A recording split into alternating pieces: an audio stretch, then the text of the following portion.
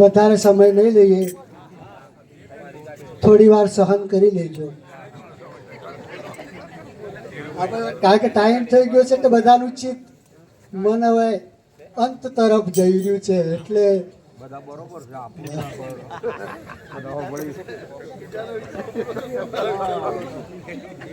છે તો હોય જ નહીં.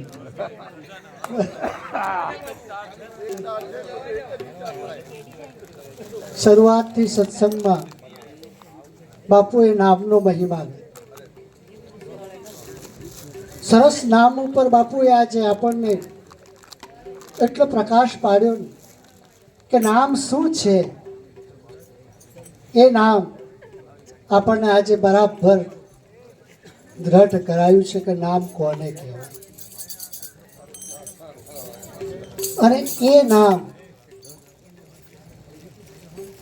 શુદ્ધ મન ગ્રહણ કરે આની વાત કરી છે. અને આ જ નામ સર્વવ્યાપક,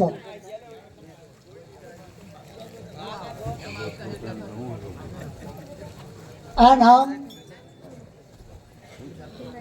એ બ્રહ્માંડમાં સકળ સૃષ્ટિમાં આ જ નામ બિરાજે છે. એની આપણને આજે સરસ વાત કરી છે. અને જે બાપુએ આજે નામનું આપણને મહત્વ દ્રઢતા બતાવી છે ને, એ જ નામ સર્વ જગ્યાએ બોલે અને બોલાવે છે. એ નામની વાત કરી છે કે સર્વ પદાર્થમાં બોલે અને બોલાવે. એ નામનો આજે આપણને સરસ મહિમા આપણને બાપુએ સરસ વર્ણવ્યો છે. અને એટલે તો કહ્યું છે કે નામ જ બોલે, નામ બોલાવે, અક્ષર નામ તમામ. નામ તમારે કાયા ન મળે અને સર્વ ન કરો કામ. આ નામની વાત કરી છે. જીભ ઉપર આવે નામની વાત નથી કરી, આ સર્વવ્યાપી નામની વાત કરી છે. અને આ જ નામની અંદર સર્વ, કલ્પેશભાઈ એમાં સરસ તીર્થની વાત કરી, જાત્રાની વાત કરી, તીર્થ સ્થળોની સરસ સમજણ આપી કે ભાઈ આ તીર્થ કરેથી ફળ પ્રાપ્ત થાય.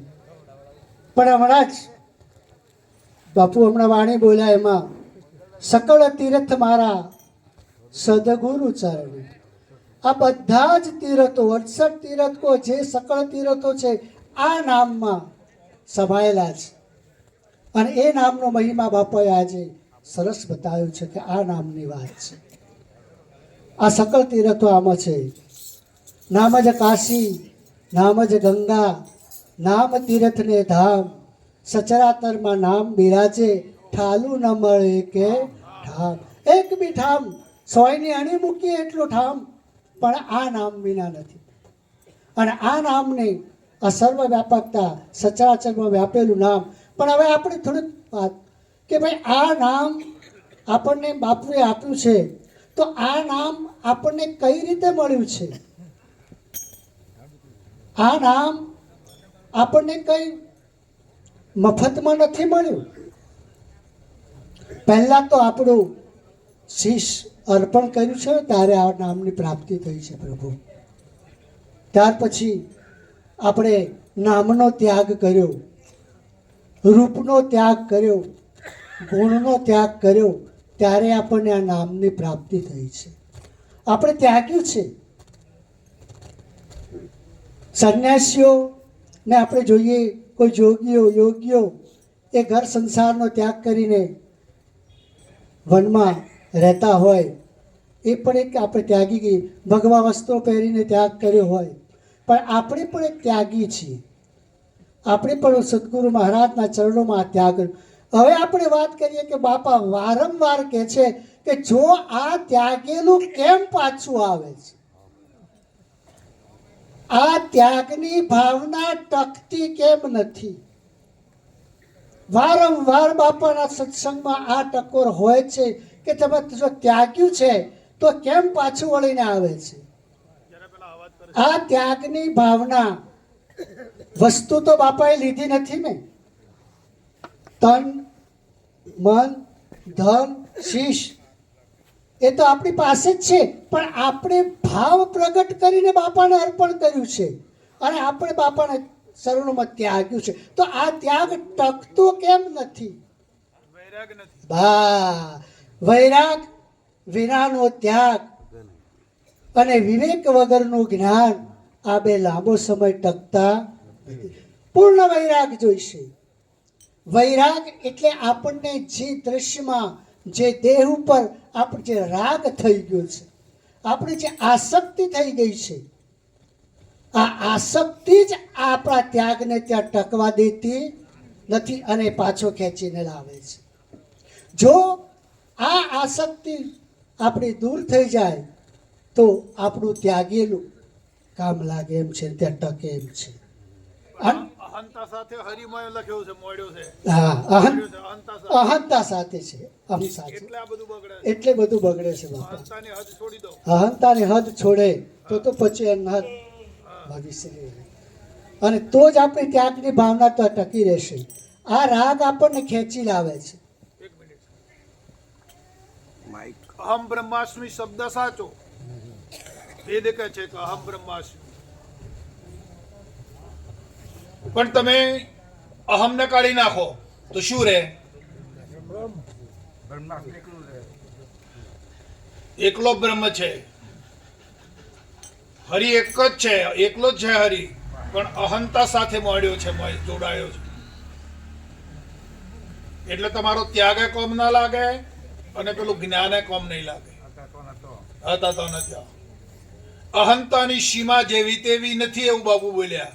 અહંતાની સીમા છે ને, એને એક જો પ્રેમ ઉત્પન્ન થઈ જાય ને, શીલમાં ઉતાર્યો એ પ્રગટ થઈ જાય ને, તો જ અહંતાની સીમા જાય એમ છે.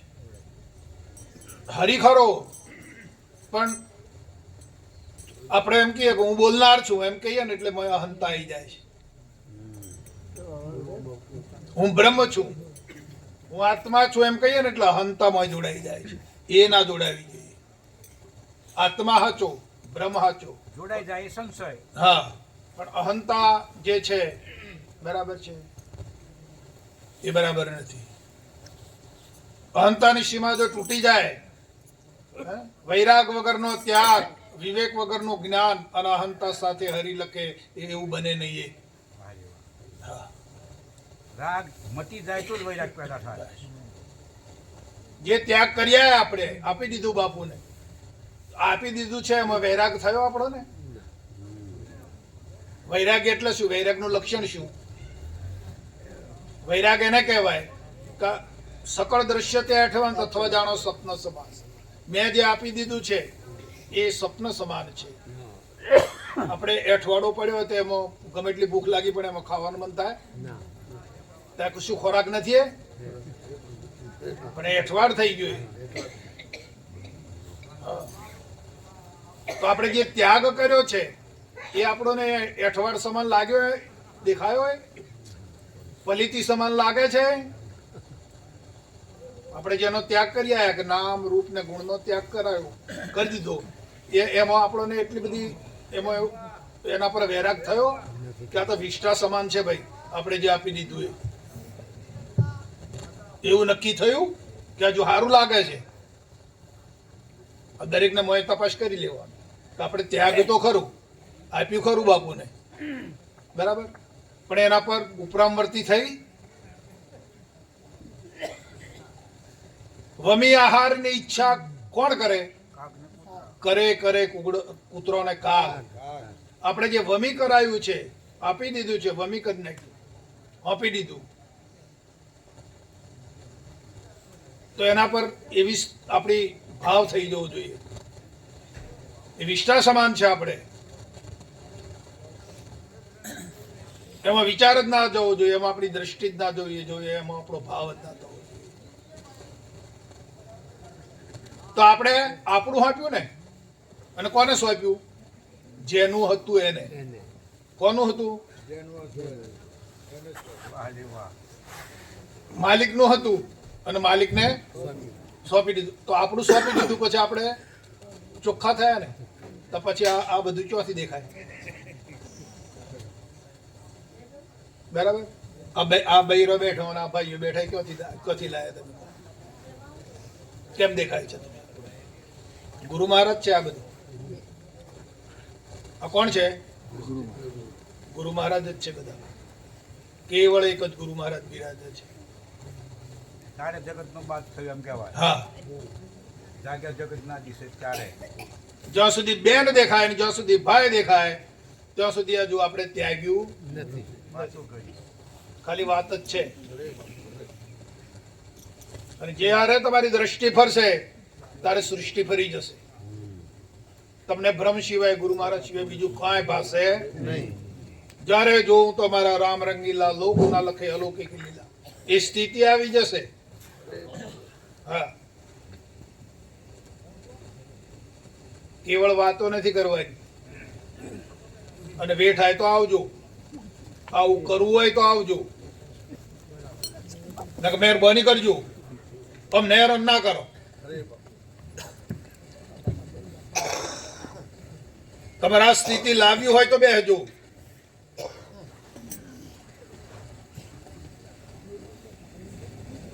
એમને માલિક મળી જાય એવું લાગે તમને?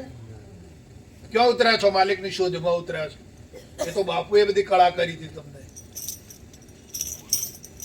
પણ ક્યાં ઉતાર્યા છો?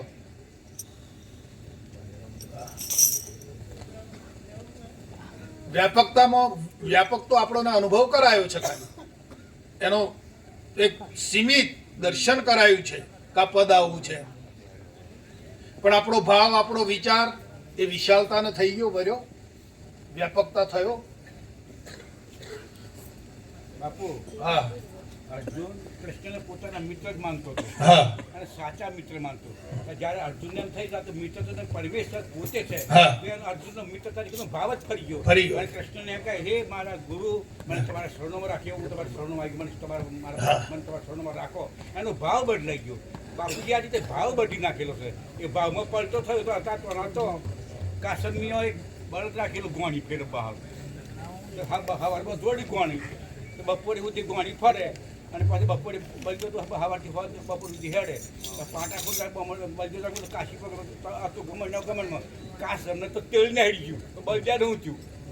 આપણી દશા એવી ના થાય. બાપુજીએ તમને ફરજ બધાઈ દીધી. કાશ તો તેલ નીકળી ગયું ના નીકળી ગયું.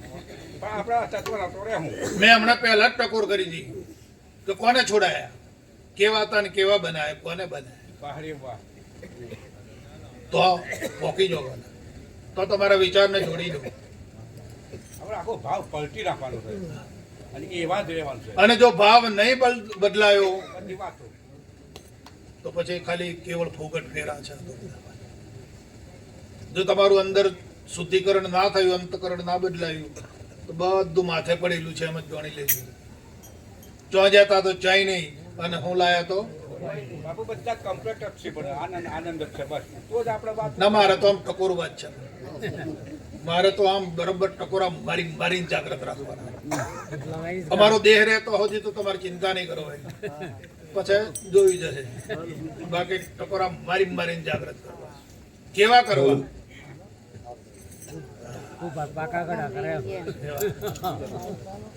ચાલો હવે પૂજન.